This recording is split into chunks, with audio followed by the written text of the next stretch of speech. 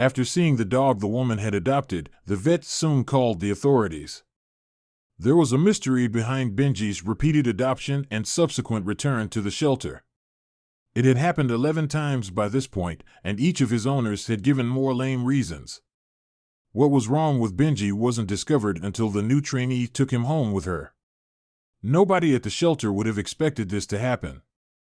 Stacy was still a little disturbed up on the ride back to the shelter. As we drove, Benji slept out in the back seat. After thinking she could assist this unfortunate puppy, Stacy felt terrible when she realized she had to return him to the shelter for the 12th time. At least they understood the reason why now. Stacy had contacted the office ahead of time, so when she and Benji arrived, they found 3 other workers already seated and waiting. Although they were plainly saddened by the adoption's failure, they were also quite interested in learning the real reason why. 11 times. There was always a reason to bring Benji back to the shelter, but they knew Stacy would tell them the truth. Sadly, the facts would show them that they were unprepared. Benji was sent back to the shelter 11 times, but why? They wanted to know what was wrong with the dog and whether it was fixable. Benji had already spent 1.5 years at the shelter by this time. Though he was getting on in age, he still looked like a puppy, and all the people who visited the shelter to choose puppies fell in love with him. That being said, why was poor Benji still around? Surprisingly, Benji didn't spend all that much time in shelter over the course of those 1.5 years. It would take no more than 2 weeks for him to be adopted if he were there. Unfortunately, his adoptive families kept sending him back.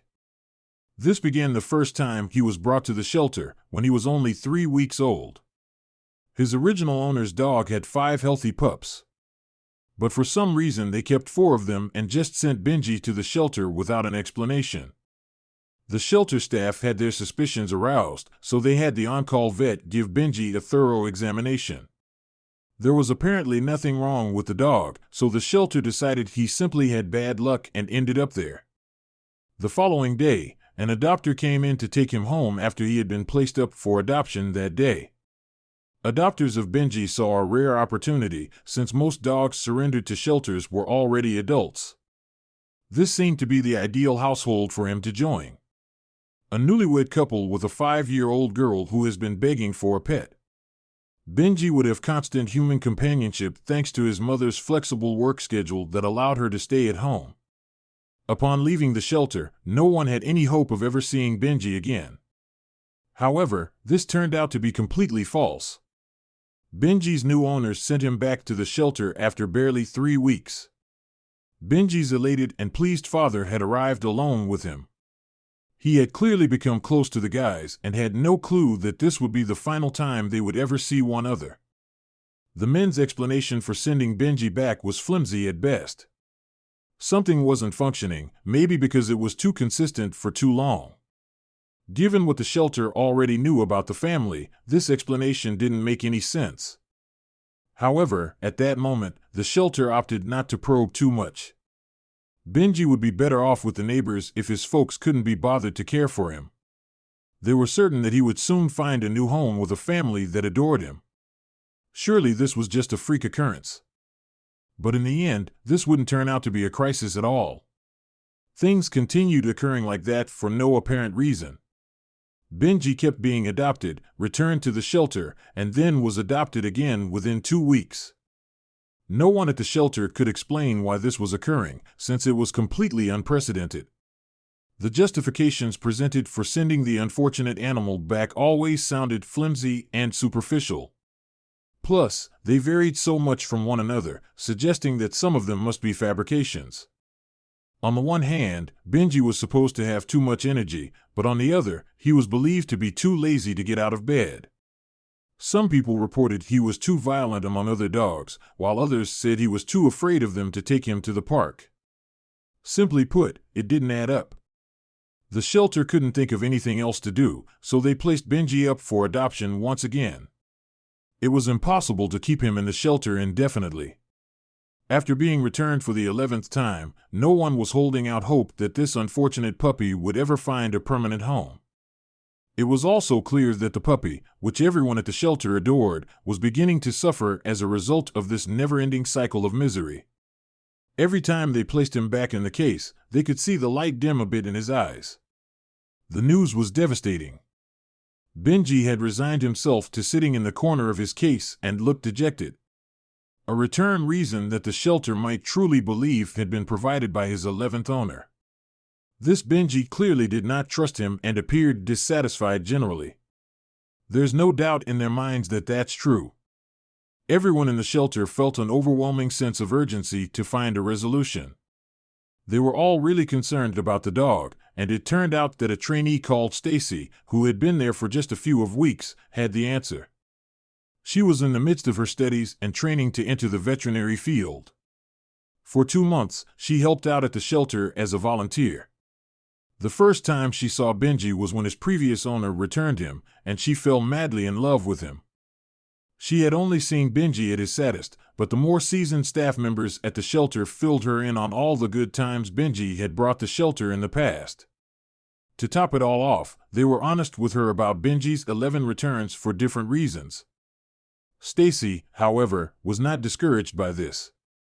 It was their loss, she recalled, that so many inept pet owners had sent Benji back to the rescue.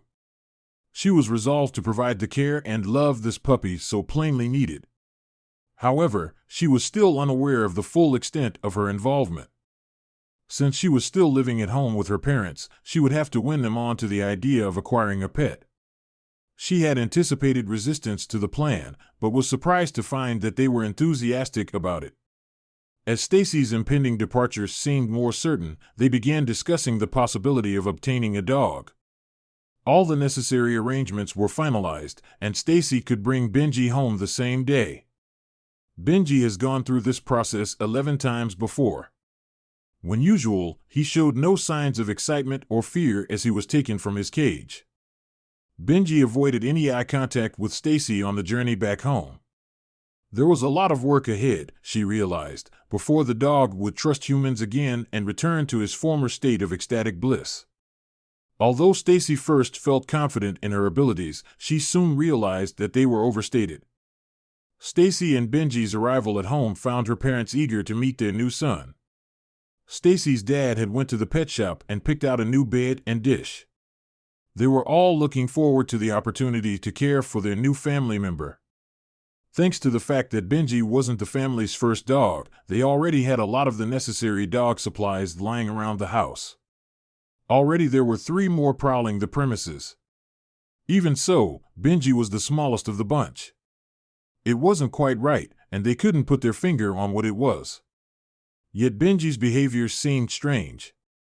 The family realized right away that Benji had problems trusting and associating with the other dogs. He merely stood there for a while and glanced around. While the family took excellent care of Benji, it seemed as if he was unhappy there.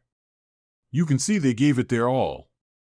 After being allowed out of the other room, the family's other canines were not as hesitant to approach their new canine companion. They were sniffing him like there was no tomorrow, and one of them even gave Benji a toy. Later, Benji's disposition shifted somewhat. Was he enjoying all the focus? Benji's aloofness had been somewhat thawed by all the attention and engagement, and he was now interacting with the other dogs. The remainder of the day was planned around giving Benji the finest experience possible, and the family made sure of it. From their perspective, it was the most they could do to show Benji some love. Right? They spent time at the park, bought a toy for Benji, and cooked him a delicious meal. Benji was profoundly impacted by his day in doggy paradise. All day long, his tail was wagging. Like the rest of the family, Stacy seemed to enjoy Benji's company. Indeed, Benji seems to like them as well. How long do you think the sensation may last? After just 24 hours with the family, he was converted back into the playful dog they had originally adopted him to be. But if that's the case, then why did Benji get sent back so often? Have they missed anything they need to know? The subsequent couple of days were somewhat routine. Benji was quite content to join his new family and participate in their regular activities. Stacy reported back to the shelter with the findings, and they were overjoyed with the developments. However, it was before things began to shift. Benji's mysteriously disappeared, and no one could explain why. In the morning, when everyone else in the household got up, they found Benji nowhere to be found. The whole home was combed through, but they couldn't find him. Stacy felt her anxiety levels rising. The shelter had put their faith in her with Benji, but she betrayed them. What was taking place? Where did Benji go? Did he just go, or what? She opted against telling them, and instead took a week off to look for Benji. To begin, she asked all of her neighbors whether they had seen the dog, but no one had. Benji seemed to have vanished into thin air, as he was nowhere to be located. This was a huge disappointment to Stacy. It had been a frustrating morning of asking around and not finding Benji. It seemed that nobody had seen him, therefore posting posters was the next natural move. Stacy prayed silently that no one from the shelter saw them. After all they had been through, she did not want to disappoint them. 2 more days had gone. Benji had not returned at that time. The family had put up posters everywhere, but nobody had seen them.